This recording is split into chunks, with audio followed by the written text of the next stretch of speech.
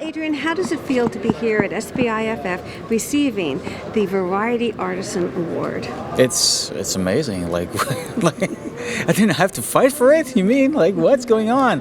No, it's great. What an honor, obviously. And you do movies. When you work on projects like that, you don't do it for the accolades. You do it for the challenge that it brings, and for the paycheck. Obviously, you need to pay your bills.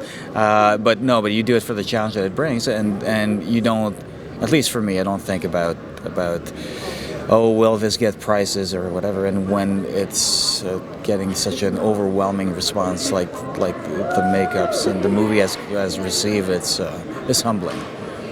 Can you talk a little bit about creating those amazing prosthetics for Charlie and the Whale? It was quite a challenge because we didn't have a whole lot of time, for one thing, and secondly, this is the first time I work on a movie where the main character of the movie is wearing prosthetics the entire time and playing along other actors who are barely wearing any makeup. And due to the tone of the movie, it's not a gross-out comedy or anything like that. The character of Charlie and his makeup needed to be looking real, for one thing, not distracting. It just needed to be done with respect for people living with that kind of condition. And it couldn't be a caricature like other makeups that we've seen like that in the past. So that alone is quite a challenge in itself. And you said you didn't have much time. How long did you have to create that? Well, we ended up having 12 weeks altogether, and there was so much like groundbreaking techniques that we've used to do the makeup and the body prosthetics. Originally, we had 5 weeks. That's what they wanted to do the movie pretty quickly because everybody involved with the movie were available at the time. Like, can you do it in 5 weeks? And considering how crucial the makeup was to the movie, it's not a movie about the makeup, but if the makeup doesn't work, the movie doesn't work. Right. I begged Darren, who was like, please give us a little bit more time, and we ended up having 12 weeks, which I was eternally grateful for. Can you share some of the insights of working with Brandon? He had to, I'm sure, be very close working with you every step of the way to get the body prosthetics and do the molds and... Yes, Brandon's the best. Period. He's just like the character that you see when he gives interviews. It's not a character. It's him. He's that kind. He's super funny. We became really close during that. You have no choice. You get up together not together, but you you get together at 2:00 in the morning and you do. You work together doing creating that character for hours, and then you spend the day together, and you do that for months on end.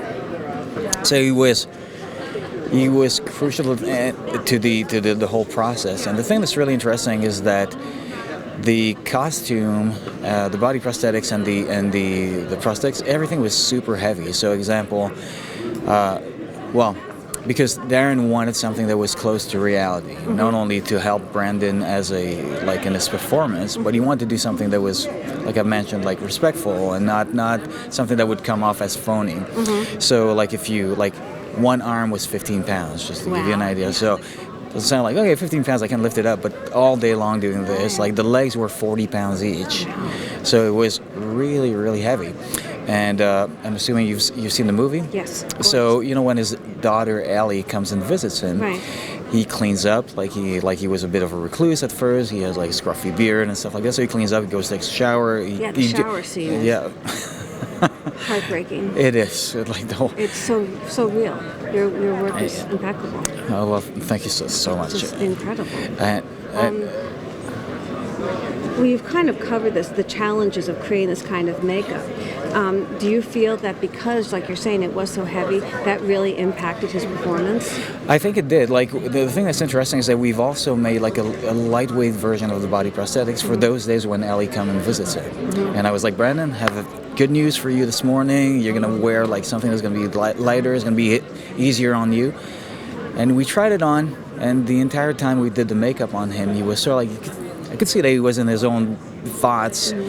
And by the time we were done, styled his hair and everything, put on the wig, we were like, okay, let's dress you up. And he was you know what, I'm going to go with the normal set that we have. I was like, oh, what's that? He said, yeah, because that's not Charlie.